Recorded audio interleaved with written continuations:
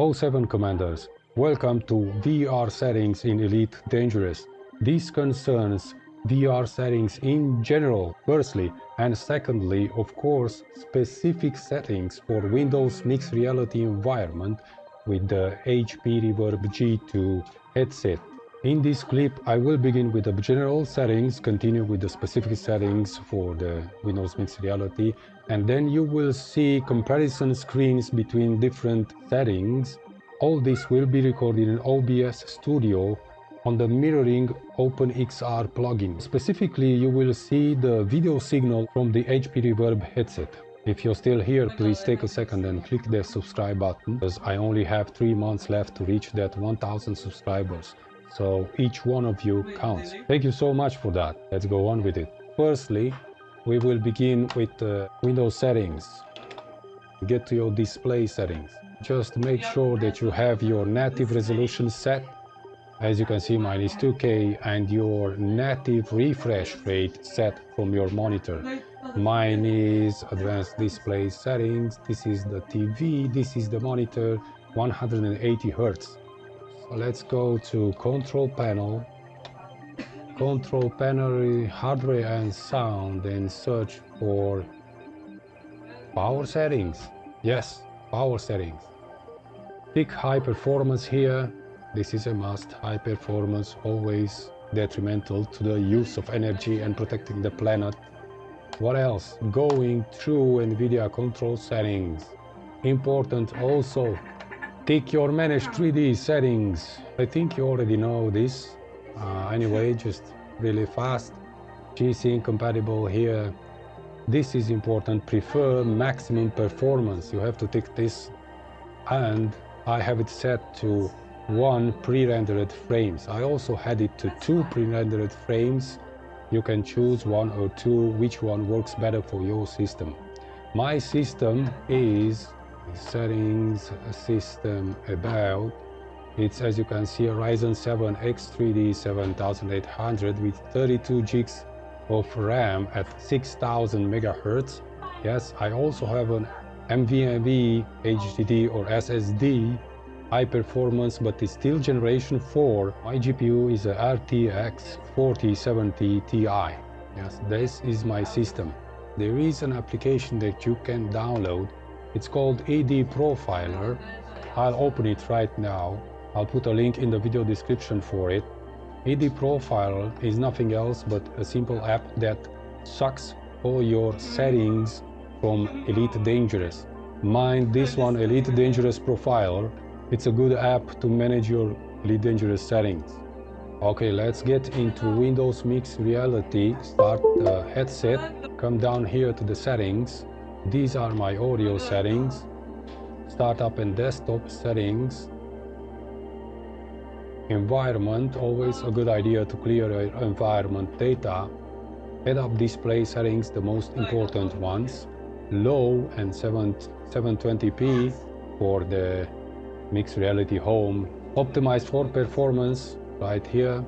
And here at the resolution, optimize for best quality. 90 Hz. You can also set to 60. I never did, and I have the headset from years already. Now is the time to start Elite Dangerous. Now I want to show you something. I've bought Elite Dangerous through Steam, so actually my Elite Dangerous is linked to Steam. But I don't like it because this one is an additional layer into my system performance. So I would like very much to run Elite Dangerous just like that, not with Steam. I can do that even without unlinking Elite Dangerous from Steam. This is Steam. As you can see, Elite Dangerous is not working. I'm closing it even from here. Exit Steam, yeah? Alright. And now I have a shortcut on a desktop, which is located here. File Explorer, C, Steam Library, Steam Apps, Common. Yes, you read it right, Battlefield Labs. No, the shortcut is not in Battlefield Labs. I like Battlefield too. So you go in Elite Dangerous, and this is the one here. Right click on it and click on Create Shortcut. This is a direct executable for playing Elite Dangerous in VR without Steam, even if your account is linked to Steam. Look, this is the shortcut right here, and I click open, and as you all know, the interface from Frontier is starting, and will go directly into my, not directly, after I press play, it will go directly into my Windows Mixed Reality headset.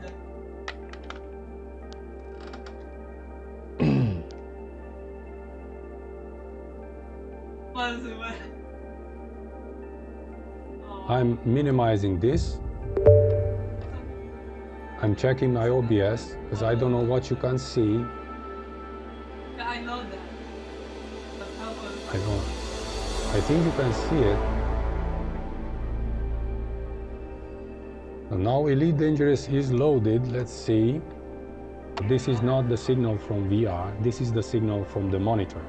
So you can't see actually the performance overlay from the game. Here's the game. You can't see the performance overlay. Now I will change it from the desktop to the mirror. So now you can see the performance overlay, which is right there, 84 FPS, turbo mode is on, and the GPU headroom.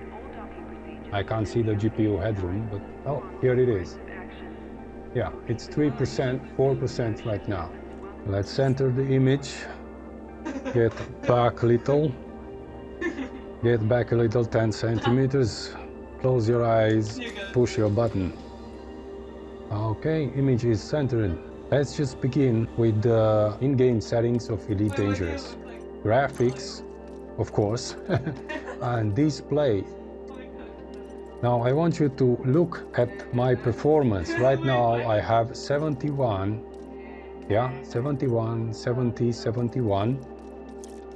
All right, going back, 72, 70, 72 frames per second. No GPU headroom whatsoever because the expected value for FPS in a G2 headset, it's 90 Hz. So I'm actually lower with 20 Hz.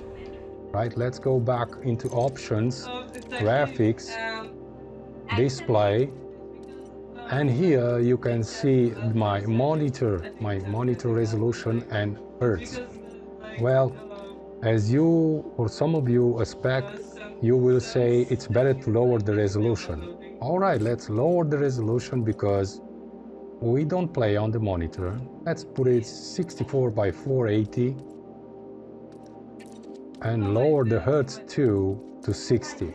Right, hit apply. All right, click yes. I can feel the mouse moving erratically. But my resolution inside the headset didn't change. What else didn't change? Maybe the frames per second. 71, 72, 72. So it didn't help me to lower my monitor resolution. As I said also in the general settings, it doesn't worth it. Your system doesn't help you if you go lower than your native resolution or native refresh rate. So I'll just put it back to 2K and 180 Hz refresh rate for my monitor. So cleared that, going on with it, and let's just open quality because here is the elephant in the room. In my case, I will just tell you everything, it's on ultra. But as you can see, I have only 70 frames per second, so it's not ideal. All your settings affect just minimalistically your FPS, except one. This is where you fix your VR setting, the normal upscaling or the AMD FSR 1. You have to tick this first.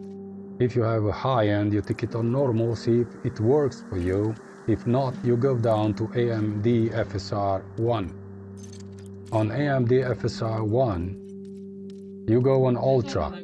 If it's not good for you, you go lower one step on quality. If that is not good enough either, you go on balance. Yeah? So you do all this with all the other settings on Ultra and high. If your system is still not good enough and not displaying your desired FPS, Then you start and lower down all the other settings here. All the other settings, materials, quality, shadows, till you get your desired fluid motion FPS rating. This is all about how you have to fiddle with your Elite Dangerous graphical settings.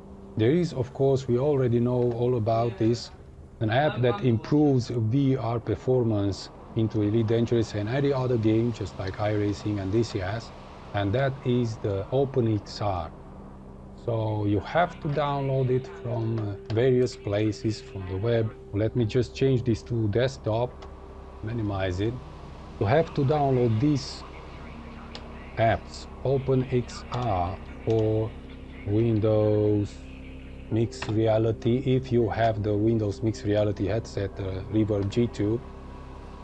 If you have another headset, you should search openXR for your other headset, because there has to be an emulation also for your headset.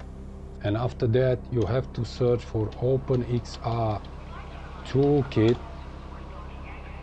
Click it and search, download it, download the latest. Yes, install this too. And after that, you have to search also for Open Composite at GitLab here, Open Composite. Go down, and click on download the Open Composite launcher. You download Open Composite. Alright, so this is the Open Composite here. After installation, where is it? Open Composite Rash, because I had it recopied because I had that error. So as you can see, there is a small interface. It consists of 2 or 3 buttons. Open Composite can work generally, so for all games from SteamVR, and it can work individually for each game in SteamVR if you click configure. I do it generally because I don't use SteamVR at all. Now here you have to have clicked this button, switch to Open Composite. That means that this little software will just switch all your games from SteamVR to openXR. So when you start a game, I don't know, Beat Saber from SteamVR, it will launch, not in SteamVR, it will launch in Open Composite. Yeah? If you want to switch it back, you just click switch to SteamVR, and it will go back to SteamVR, will launch SteamVR or that game in SteamVR. Alright, let me show you the openXR for Windows Mixed Reality. Here are the settings, nothing special. It's just an interface. Here I have the error. You don't have any error. You have to have here a button, which you have to click it in order to work.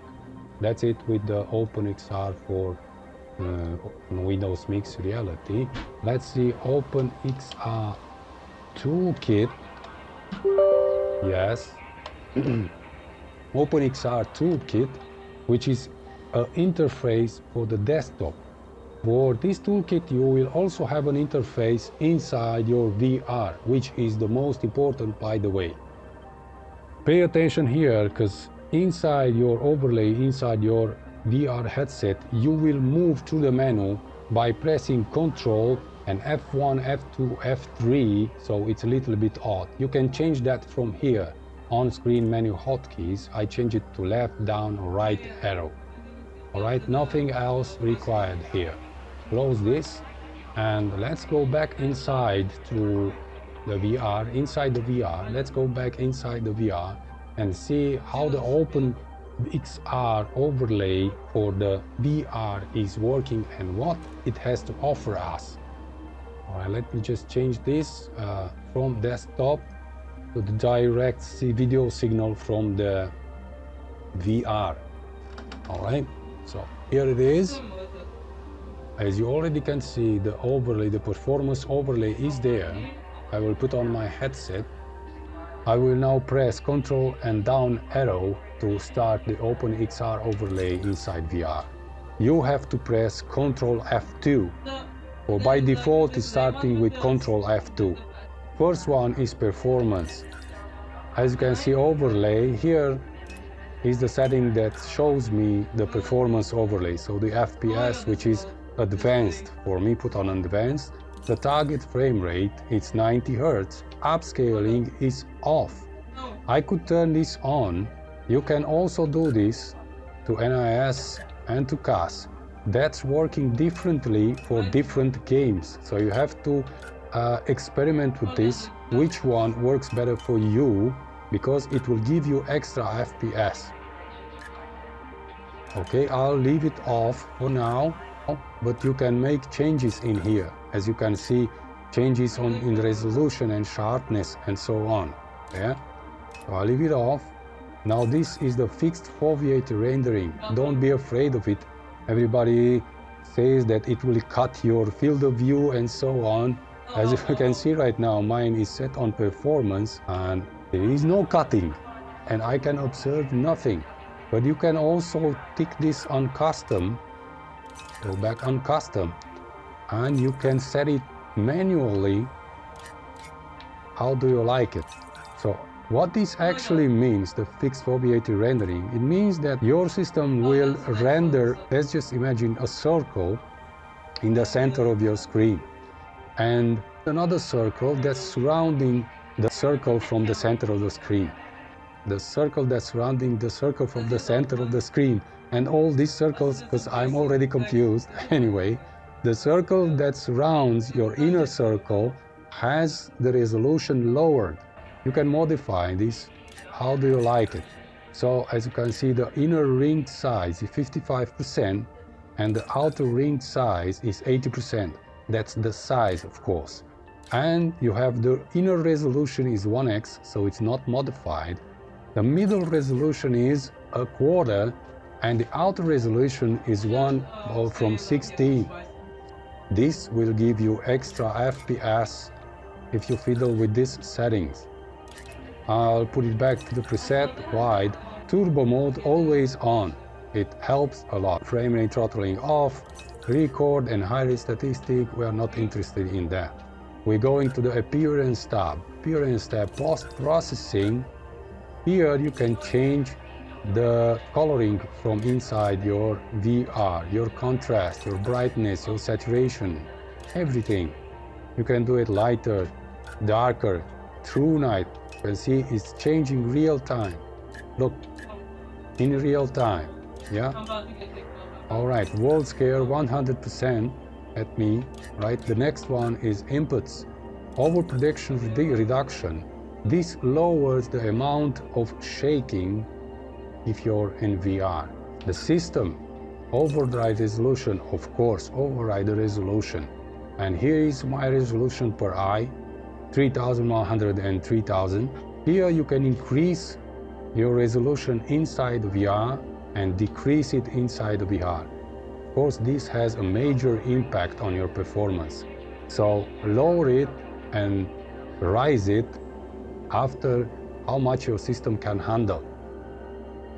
I don't do motion reprojection. Actually, right now I don't know what it is, or I forgot if I knew. So going on, color gains is as it's written. Field of view, simple, 100%, or advanced. Now you can cut your field of view. You can cut from left, from right to left, from left to right, from up, from down, from everything, so you can manage your viewing area from inside the VR, right? All right, zoom, no need for zoom, yes. So this is it with the system tab. And of course the menu tab, which is also important. Expert settings, because I'm an expert. I'm not an expert, but what the hell. Menu timeout, medium, that's about 10 seconds and the menu will disappear on you, just like it disappeared on me right in this recording. Menu distance from the eye, and just click it in, see? It's further and further and further. Let's just leave it further or get it closer. Menu opacity, oops, menu opacity, you can see, make it full, right, 100%. Show clock, overlay, use legacy mode, no. I think this will change everything, yes, no. Okay, exit menu. Yeah, okay. So, ladies and gentlemen, this is the openXR overlay from within the VR, which is responsible for a huge improvement of performance inside our VR headsets. If you are setting this right, you can go in DCS with full-blown 90 FPS. If you set up right this overlay, you should play Elite Dangerous without any problem in VR. Now I'm going to show you in comparison different settings.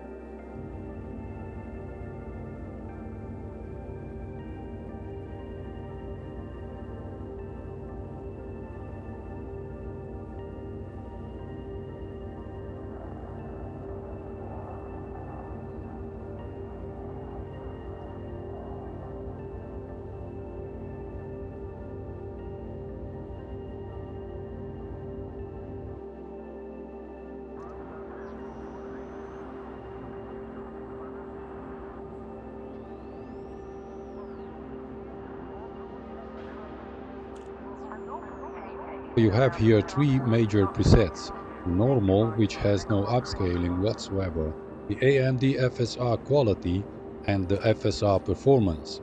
Normal has the best image, which is not that different from the FSR Quality, with the note that the last one has observable jack lines from anti-aliasing lower quality. Of course, the FPS values are much better on FSR Quality. With FSR Performance, you can notice a very good FPS value, but the image is more grayish and the light sources are bleeding.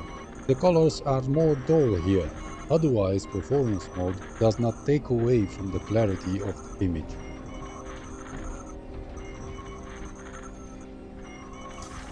This was the short and the easy part from setting VR in Elite Dangerous, watching YouTube videos. Now you have to go and set it up for yourself. Remember, have patience, write down your settings, run a performance overlay, and gradually reduce your image quality. Important point, write down in the comments everything that you consider that will help improving the VR experience in Elite Dangerous, or anything that you can see that is not okay here. We all value all kinds of information that helps. Before you begin to work on it, please feel free to push that subscribe button. I have only 3 months left to fulfill that 1000 subscribers threshold. Loads of thanks for that and for your time. This is Vince, I'm bugging out. 07 Commanders.